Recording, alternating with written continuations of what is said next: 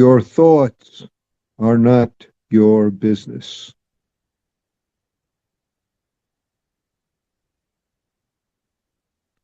Despite that we say notice emotion thought as part of practice, your thoughts are not your business.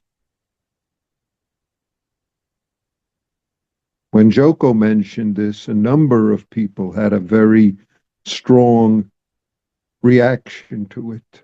And they thought, what's that? What do you mean? What do you mean my thoughts are? Your thoughts, our thoughts, often lead us into all sorts of entanglements because of what we make of them, because we believe them. We believe we should act based on them.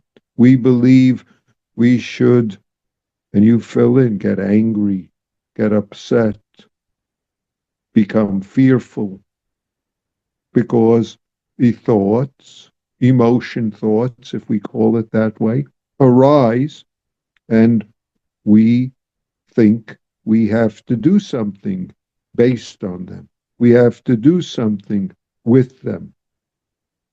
We have to believe them as the truth of who I am right now, who he, she is right now. Now, this isn't to say that if you go out and you're going to take a trip from Champaign to Chicago and you look at your gas tank and you see there's not enough gas, that you don't, it's not useful to then go and fill up the tank or charge the car. And it's important to check. So the thought, I need to check the gas tank, is important. We're not talking about that kind of business. If you're going to plant seeds, you have to know what soil to put them in, the depth, and so on and so forth. If you're going to write a check, you have to know the bill or whatever else. But your thoughts, our thoughts, or the thoughts that arise in our life, the emotion thoughts that arise, are none of our business. We don't have to fix them. We don't have to make sense of them. We don't have to act and believe on them or believe them or respond to them. They're just arising and passing.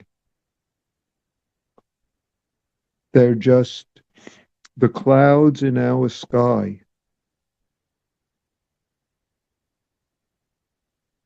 And yet we make all sorts of harmful decisions and actions based on them.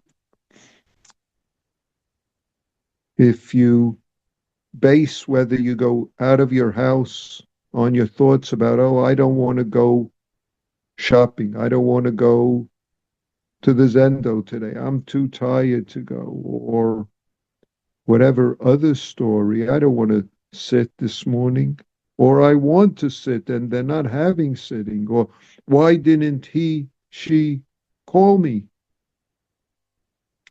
If we allow those thoughts and build on them to become whether we're okay or not okay, in turmoil and tumult,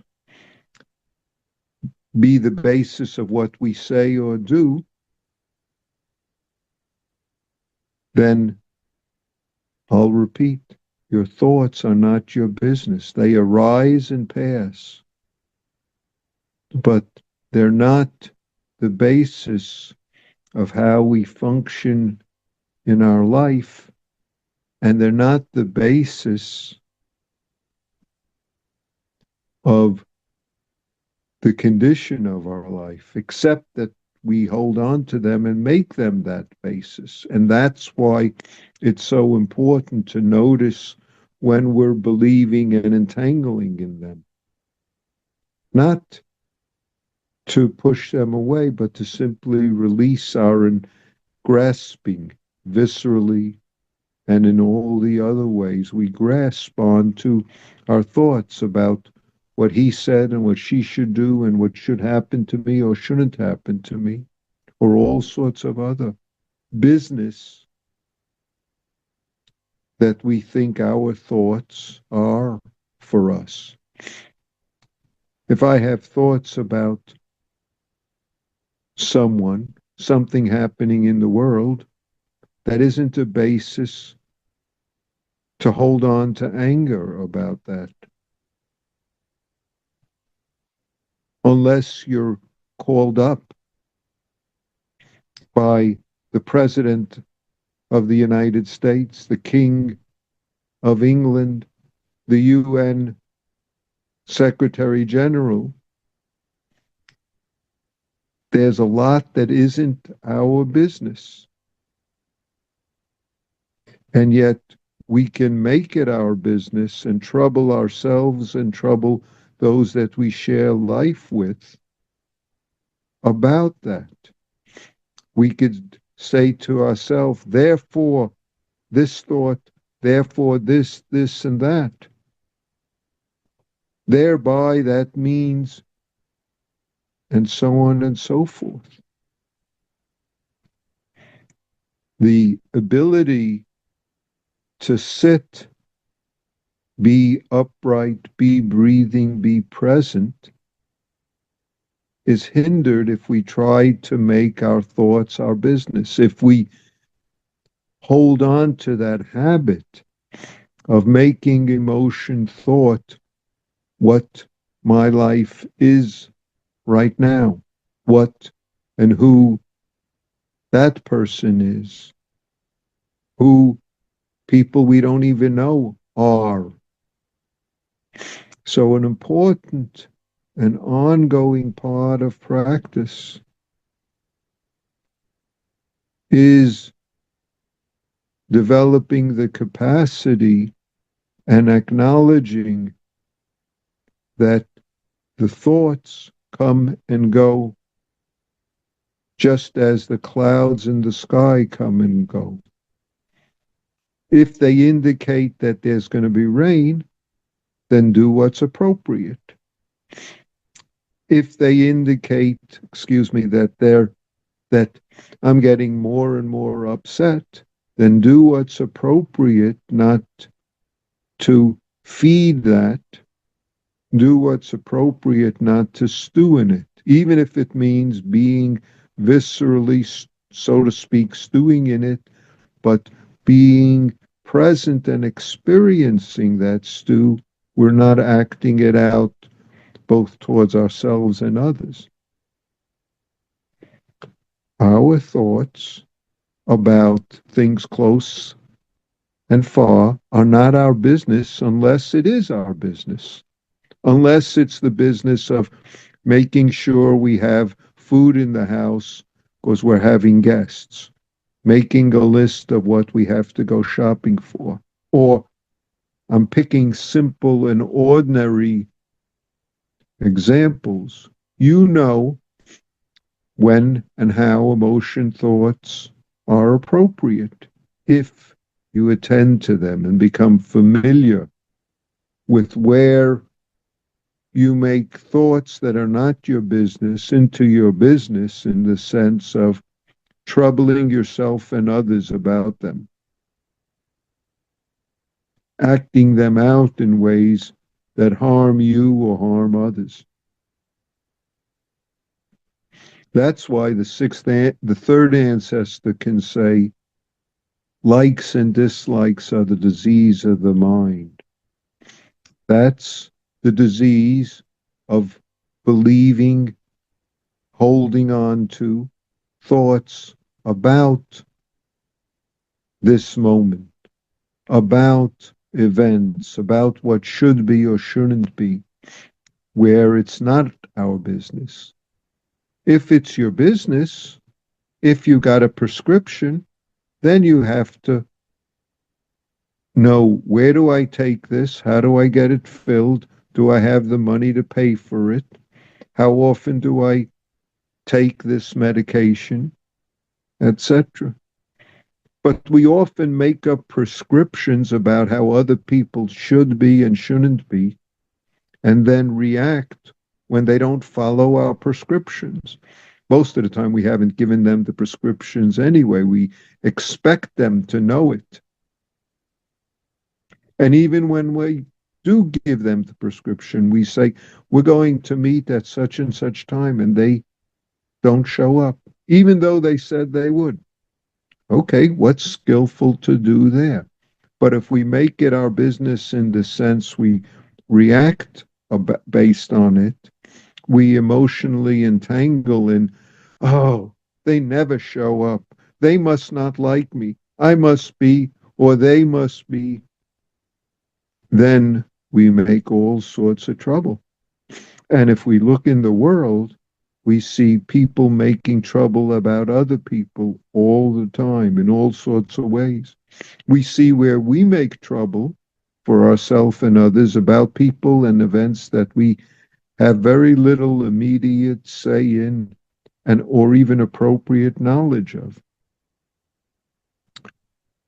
Thoughts, your thoughts, the thoughts that we think are our thoughts, the emotion thoughts are not our business, except they are our business to notice when they arise, to notice when we're being run by them. Then that's part of our practice ongoing, both when they arise when we're sitting and when they arise in our everyday life, because that's where, as I like to use the expression, the rubber hits the road. In our everyday life, events occur, and we make thoughts about those events into our business. We make those events into our business based on our thoughts about them, instead of noticing that thoughts are just part of the process of living. And if we have hold on to and think about things, then we become able to generate thoughts, likes and dislikes at the drop of a hat, so to speak. At any moment, someone walks in to the house where we are. We encounter someone in the street, and all of a sudden there's thoughts about, oh, you know what he always does, and she's always doing, not doing, looking like, wearing, etc., etc.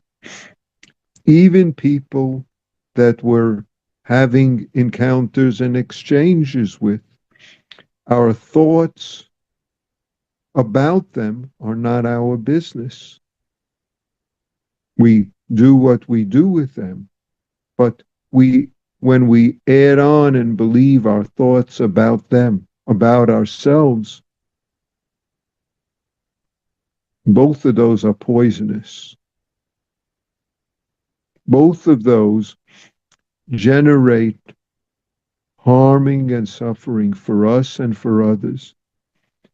And nevertheless, an important part of our practice is to begin to notice where and how we're believing thoughts, so that viscerally we could become less, we can release them, we can not keep holding on to them, not keep reacting out of them, not have to respond to what someone else says or does or doesn't say and doesn't do.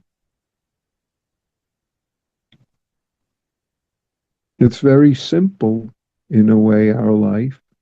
It's very satisfying and nurturing if we're not blinded by the emotion thoughts that we make our business when they're not our business.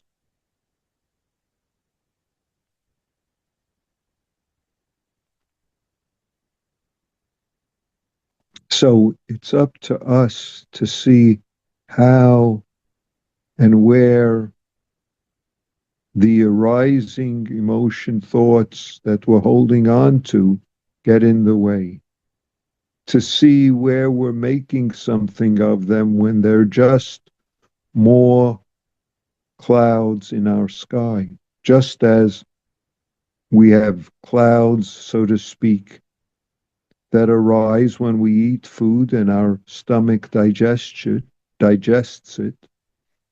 Most of the time, we don't have to do anything about it. In the same sense, thoughts, emotion thoughts arising, passing, there's nothing for us to do. We don't have to poke our nose into them, if I use a loose expression. But when we're sitting, we have to notice them for what they are. And in our life, we have to notice them when we are believing and entangled in them. To close, let me just bring up a poem by Ryokan, who was a Zen master in Japan. This is a translation by John Stevens, so there might be other translations that are a little different. When all thoughts are exhausted, I slip into the woods and gather a pile of shepherd's purse. Very nice. And we could slip into the woods even when we're going shopping and buying what's on our shopping list. We could slip into the woods when we clean up a meal that we've shared with someone. Just let the thoughts that are not of your business, that are none of your business, let them come and let them go. And gather the shepherd's purse of your life at the particular moment now. Thank you.